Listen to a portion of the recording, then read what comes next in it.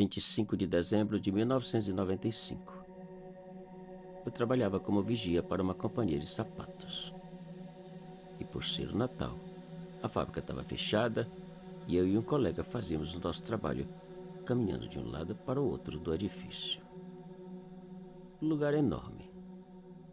Na entrada, a recepção com os escritórios e uma pequena loja onde ficava a amostra dos modelos fabricados. No meio, o coração da fábrica. As máquinas onde os 120 funcionários produziam o sustento de todos. E lá nos fundos, o almoxarifado, a lanchonete, os banheiros e outros cômodos.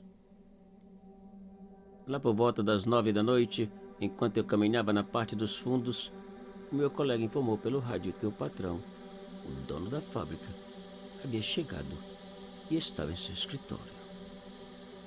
Uns 10 minutos depois, meu colega voltou a chamar informando que o patrão estava a caminho dos fundos, onde eu estava. Questão de 1 minuto ou 2, eu vi um senhor de cabelos grisalhos entrar no almoxarifado do outro lado dos fundos. Eu chamei o meu colega vigia e lhe disse que aquele senhor não era o patrão. Mas ele disse que ele era o patrão, disse o meu colega. Enquanto eu explicava para o meu colega que o patrão era jovem e que não tinha cabelos grisalhos, nós ouvimos o que jamais esperávamos. Um pipoco que estrondou por toda a fábrica. Eu saí correndo em direção do almoxarifado, tentei abrir a porta, mas infelizmente não consegui. A porta estava trancada. Liguei para a polícia contando do que havia passado e logo em seguida para o gerente da fábrica. Poucos minutos depois, a carruagem chegou e a porta do almoxarifado foi aberta. O que vimos foi algo que até hoje não consigo entender ou explicar. No almoxarifado não havia ninguém. Segundo o gerente da companhia, o senhor que vimos provavelmente era o pai do dono que mais ou menos uns 20 anos atrás, num dia de Natal, cometeu suicídio dentro daquele mesmo almoxarifado.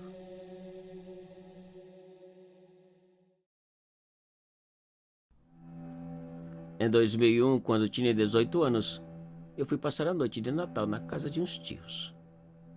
E como a celebração não foi exatamente o que eu esperava, resolvi voltar para a chácara dos meus pais, uns 3 quilômetros fora da cidade. À meia-noite, eu despedi de todos e saí. A noite estava silenciosa e escura, que só via o que alumiava com a lanterna. Depois de caminhar mais ou menos uns 2 quilômetros, eu ouvi uma voz de mulher dizer de dentro do mato: "Feliz Natal!" Eu parei espantado e fiquei olhando para o mato na direção da voz. E outra vez: "Feliz Natal!" Pensando ser alguma pessoa conhecida, eu também desejei um Feliz Natal e continuei caminhando. Uns 200 metros depois, a voz voltou a repetir o Feliz Natal, como se estivesse ali do meu lado. Eu voltei a parar e fiquei assuntando. E foi então que os meus cabelos arrepiaram. O medo atacou e eu disparei na carreira. Depois de correr um bom pedaço, eu voltei a parar, pensando que havia deixado aquela voz para trás.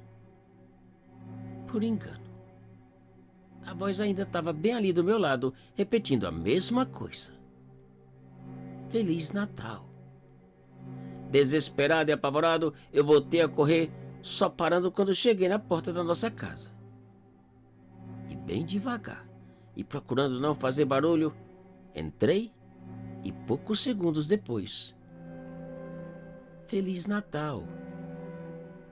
Dessa vez, foi a mamãe.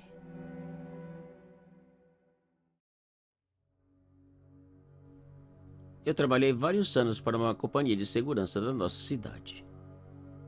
Em 2008, na noite de 24 para 25 de dezembro daquele ano, eu fui enviado para trabalhar pela primeira vez no cemitério local.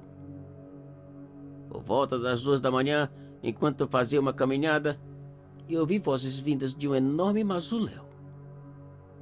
Eu apaguei minha lanterna e saí naquela direção, pensando que alguns moleques haviam entrado e estavam fazendo farra. E bem devagar fui aproximando do mausoléu. As vozes eram de várias pessoas que riam, conversavam e eu não entendia nada. Ao chegar à frente ao mausoléu, eu parei e disse em voz alta que a festa havia acabado e que eles deviam sair, ou eu chamaria a polícia. As vozes silenciaram e eu fiquei esperando curioso para ver quem saía. Não saiu ninguém. Eu voltei a gritar e repetir a ameaça de chamar a polícia. Mas ninguém respondeu. Ninguém disse nada. Cansado da brincadeira, acendi a lanterna, meti o pé na porta que escancarou e eu pude ver o interior do mausoléu. Não havia nenhum moleque. Não havia ninguém. Eu não conseguia entender. Onde estavam as pessoas que segundos antes conversavam?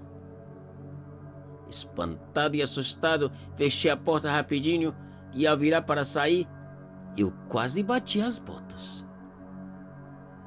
Parados uns 10 metros à minha frente, estavam vários vultos completamente brancos, transparentes e com os olhos esburacados e pretos. Eu saí daquele cemitério tão rápido que nem consigo lembrar como cheguei até o portão. Aquela foi minha última noite como vigia.